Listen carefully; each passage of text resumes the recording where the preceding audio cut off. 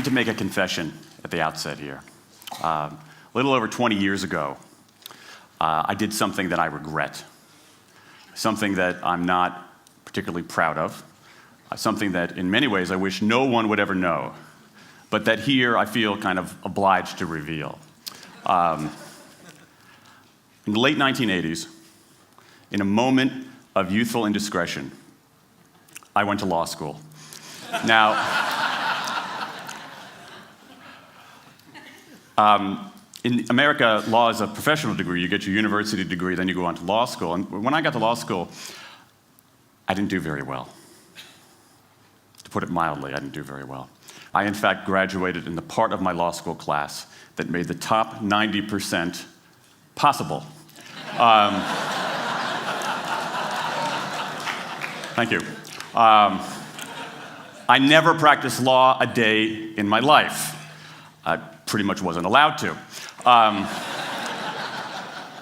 But today, against my better judgment, against the advice of my own wife, I want to try to dust off some of those legal skills, what's left of those legal skills.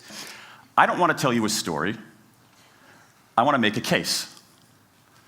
I want to make a hard-headed, evidence-based, dare I say lawyerly case for rethinking how we run our businesses. So, ladies and gentlemen of the jury, take a look at this. This is called the candle problem. Some of you might have seen this before. It was created in 1945 by a psychologist named Carl Duncker. Carl Duncker has created this experiment that's used in a whole variety of experiments in behavioral science. And here's how it works. Suppose I'm the experimenter. I bring you into a room. I give you a candle, some thumbtacks, and some matches. And I say to you, your job is to attach the candle to the wall so the wax doesn't drip onto the table. Now, what would you do? Many people begin trying to thumbtack the candle to the wall. Doesn't work. Some people, and I saw somebody kind of make the motion over here, some people have a great idea where they light the match, melt the side of the candle, try to adhere it to the wall. It's an awesome idea, doesn't work. And eventually, after 5 or 10 minutes, most people figure out the solution, which you can see here. The key is to overcome what's called functional fixedness. You look at that box and you see it only as a receptacle for the tacks, but it can also have this other function as a platform for the candle. The candle problem. Now, I want to tell you about an experiment using the candle problem done by a scientist named Sam Glucksberg, who's now at Princeton University in the US. This shows the power of incentives. Here's what he did. He gathered his participants and he said, I'm going to time you how quickly you can solve this problem. To one group, he said, I'm going to time you to establish norms, averages, for how long it typically takes someone to solve this sort of problem. To the second group, he offered rewards. He said, if you're in the top 25% of the fastest times, you get $5. If you're the fastest of everyone we're testing here today, you get $20. Okay, now this is several years ago, adjusted for inflation. It's a decent sum of money for a few minutes of work. Okay, it's a nice motivator.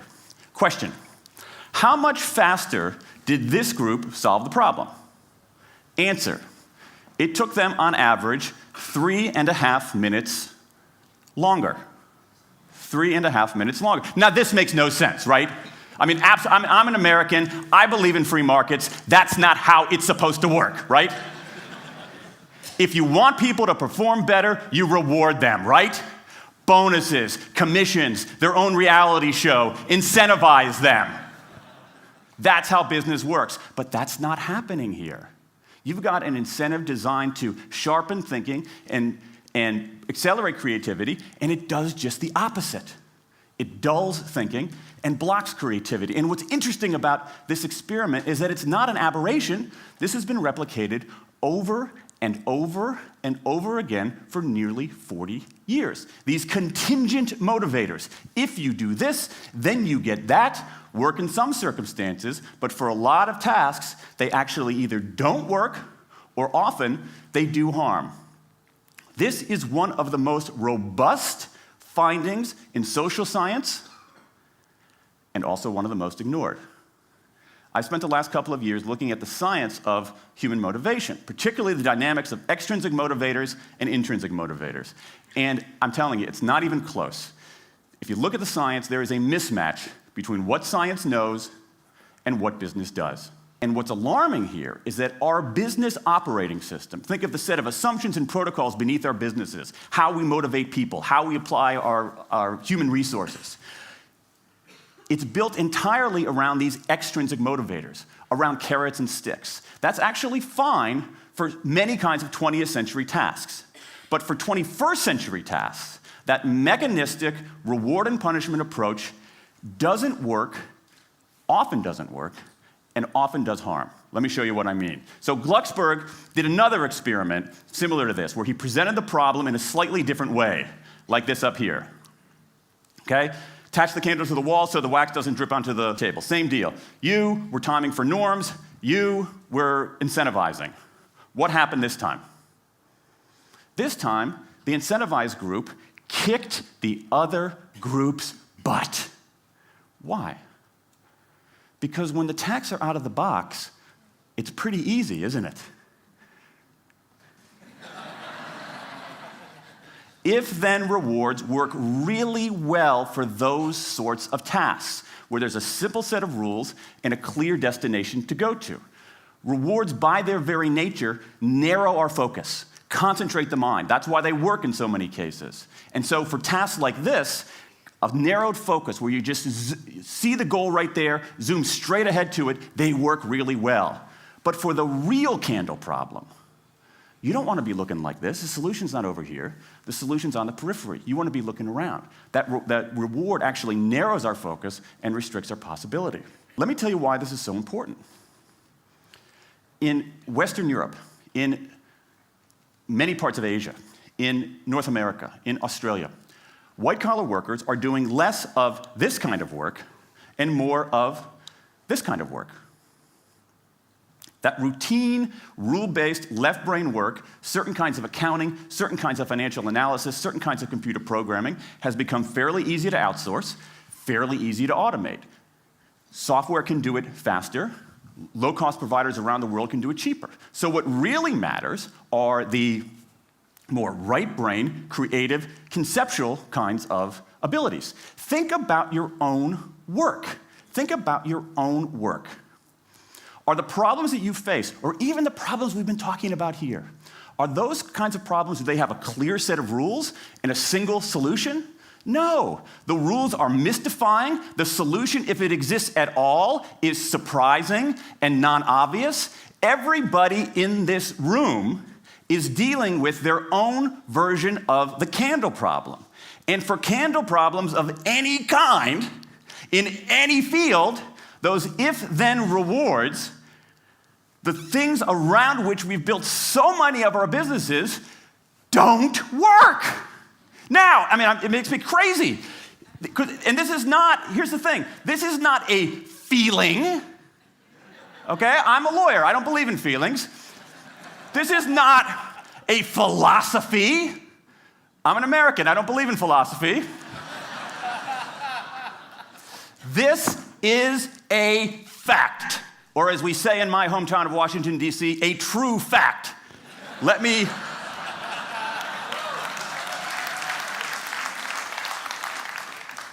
give you an example of what I mean. Let me marshal the evidence here, because I'm not telling you a story, I'm making a case, ladies and gentlemen of the jury. Some evidence. Dan Ariely, one of the great economists of our time, he and 3 colleagues did a study of some MIT students. They gave these MIT students a bunch of games that involved creativity and motor skills and concentration. And they offered them for performance 3 levels of rewards.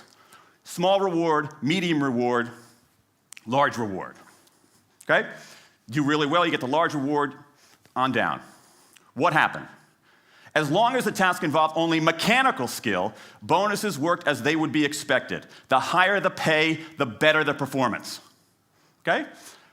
But once the task called for even rudimentary cognitive skill, a larger reward led to poorer performance. Then they said, okay, let's see if there's any cultural bias here. Let's go to Madurai, India and test this. Standard of living is lower. In Madurai, a reward that's modest by North American standards is more meaningful there. Same deal. A bunch of games, 3 levels of rewards. What happens? People offered the medium level of rewards, did no better than people offered the small rewards. But this time, people offered the highest rewards. They did worst of all. In 8 of the 9 tasks we examined across 3 experiments, higher incentives led to worse performance. Is this some kind of touchy-feely socialist conspiracy going on here? No, these are economists from MIT, from Carnegie Mellon, from the University of Chicago. And do you know who sponsored this research? The Federal Reserve Bank of the United States. That's the American experience. Let's go across the pond to the London School of Economics. LSE, London School of Economics, alma mater of 11 Nobel laureates in economics. Training ground for great economic thinkers like George Soros and Friedrich Hayek and Mick Jagger. Just last month, economists at LSE looked at 51 studies of pay-for-performance plans inside of companies. Here's what the economists there said. We find that financial incentives can result in a negative impact on overall performance. There's a mismatch between what science knows and what business does. And what worries me as we stand here in the rubble of the economic collapse is that too many organizations are making their decisions, their policies about talent and people, based on assumptions that are outdated, unexamined, and rooted more in folklore than in science. And if we really want to get out of this economic mess, and if we really want high performance on those definitional tasks of the 21st century, the solution is not to do more of the wrong things, to entice people with a sweeter carrot or threaten them with a sharper stick. We need a whole new approach. The good news about all this is that the scientists who've been studying motivation have given us this new approach. It's an approach built much more around intrinsic motivation, around the desire to do things because they matter, because we like it, because they're interesting, because they're part of something important. And to my mind, that new operating system for our businesses revolves around 3 elements: autonomy, mastery, and purpose. Autonomy, the urge to direct our own lives. Mastery, the desire to get better and better at something that matters. And purpose, the yearning to do what we do in the service of something larger than ourselves. These are the building blocks of an entirely new operating system for our businesses. I want to talk today only about autonomy. In the 20th century, we came up with this idea of management. Management did not emanate from nature. Okay? Management isn't, it's not a tree, it's a television set. Okay? Somebody invented it. And it doesn't mean it's going to work forever. Management is great. Traditional notions of management are great if you want compliance. But if you want engagement, self-direction works better. Let me give you some examples of some kind of radical notions of self-direction. And what this means, you don't see a lot of it, but you see the first stirrings of something really interesting going on. Because what it means is, it means paying people adequately and fairly, absolutely. Getting the issue of money off the table, and then giving people lots of autonomy. Let me give you some examples. How many of you have heard of the company Atlassian? Okay, looks like less than half. Atlassian is an Australian software company, and they do something incredibly cool. A few times a year, they tell their engineers, go for the next 24 hours and work on anything you want.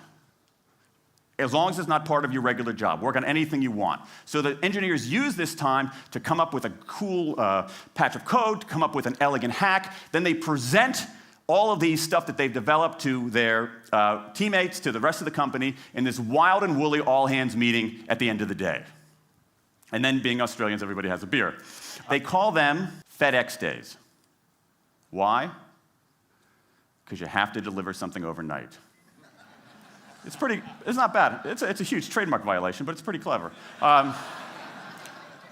That one day of intense autonomy has produced a whole array of software fixes that might never have existed.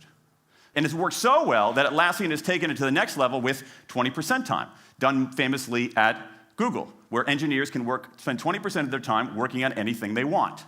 They have autonomy over their time, their task, their team, their technique. Okay? Radical amounts of autonomy.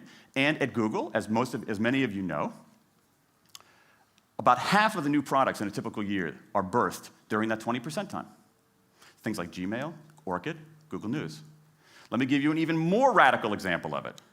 Something called the results-only work environment, the ROWE, created by 2 American consultants in place at about a dozen companies around North America. In a row, people don't have schedules. They show up when they want. They don't have to be in the office at a certain time or any time. They just have to get their work done. How they do it, when they do it, where they do it, is totally up to them. Meetings in these kinds of environments are optional. What happens? Almost across the board.